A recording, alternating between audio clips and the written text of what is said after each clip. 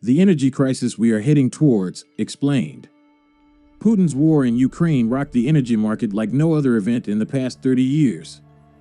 As Russia chokes Europe's gas supply as a reaction to the sanctions EU leaders have introduced against the country because of its invasion in Ukraine, Europeans can do nothing but watch as their economies and plans collapse, and they are not alone. For months, record-high natural gas and oil prices have been wreaking havoc around the world, and experts warn that there is no chance to end this until the situation resolves in Ukraine. From South America to South Africa, fuel shortages and blackouts have plunged import-dependent countries into economic collapse, leaving desperate governments scrambling for workaround solutions. In Sri Lanka, where the country is in flames already, prolonged shortages and miles-long waiting lines have forced the government to issue home office orders where it is possible. Pakistan has decided to shorten its work week to relieve pressure from power outages, while Panama has been shaken by demonstrations over skyrocketing prices. "We are experiencing the first global energy crisis," said Jason Bordoff, an energy expert at Columbia University, noting that there is no place on Earth right now which is totally independent from these circumstances.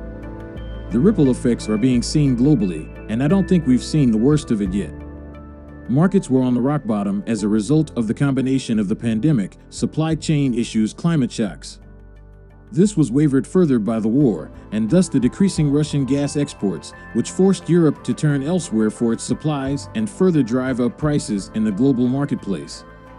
As I talked about this in one of my previous videos, Europe's economy is extremely dependent on cheap Russian gas, which is now a memory of the past. As always, every crisis has its winners and losers. Countries that export more oil and gas than they import do well, while those that import more than they export suffer. This already happened when the price of oil surged in late 1973, and it is the case now.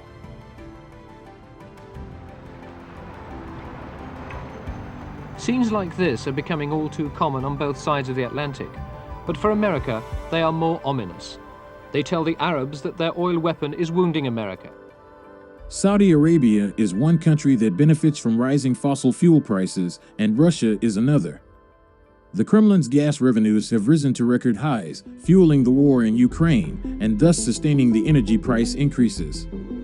According to the consultancy Capital Economics, if gas prices stay at current levels, Putin could keep exports to Europe at 20% compared to previous levels for the next 2 to 3 years, and could cut off supplies entirely for a year without seriously harming the Russian economy. Europe, as was the case in the 1970s, is a huge importer of gas and oil, so it is at the edge of an energy crisis. Oil prices rose more than fourfold in late 1973, while gas prices have risen 15-fold since the start of 2022. Import costs are rising much faster than the value of exports, worsening the terms of trade. The effects induced by energy shortages will show on most European countries, but of course, some may take a harder hit, like for example Germany and Italy, and some of them will even profit on this, like Norway. Europe is in for an extremely tough winter. It is not a question of whether there will be a recession, but how deep it is and how long it lasts. Britain, despite its North Sea oil and gas production and growing renewables sector, will be seriously affected by rising global energy costs. The US is not as much better position either, since the market sets the price for the energy, and US citizens and companies are energy consumers too. When the war started, world leaders were quick to impose sanctions on, but slower to think through the economic consequences. There seems no immediate prospect of an economic collapse forcing the Kremlin to end the war, and as we covered earlier, the profit from rising energy costs may even finance a prolonged war. So, 6 months into the war, what are Europe's options? One possibility, in theory at least, would be to do nothing. Europe could accept that rising energy costs were going to make it poorer for a time and simply suck it up. Eventually, the loss of output caused by sky-high prices would lead to a drop in demand for oil and gas, and prices would come down sharply. The problem with allowing the market mechanism to work is that it would cause immense hardship for the citizens of European countries, especially those in the poorest households. Even the most ardent free marketeers accept the case for helping those already struggling to pay their gas and electricity bills. A second option would be to seize the opportunity provided by Putin's weaponization of gas to speed up the transition away from fossil fuels.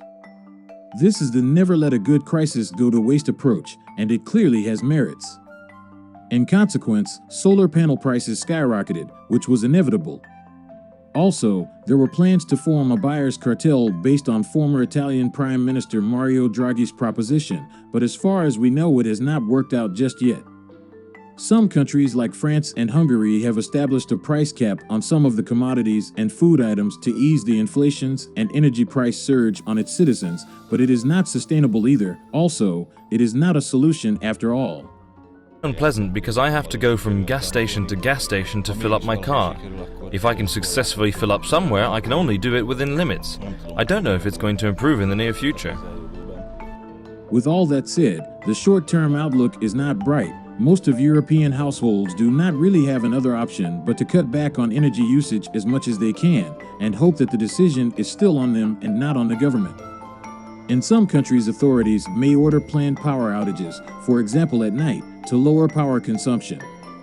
Some cities have already flicked the switch on floodlights on government buildings and sites, and they have strongly advised private companies to do so on their buildings. The general standpoint is to cut back where you can to maintain the basic needs of the economy, because the simultaneous collapse of several industries can drive a whole country down the hill. What we know that it is only getting harder, and there is foresights about further energy price increases. The instability of these commodities is becoming stagnant, we can say. Europe is probably facing its toughest period since World War II. Brace yourselves, this is only the beginning. If you made this far in the video, please consider subscribing and giving us a thumbs up.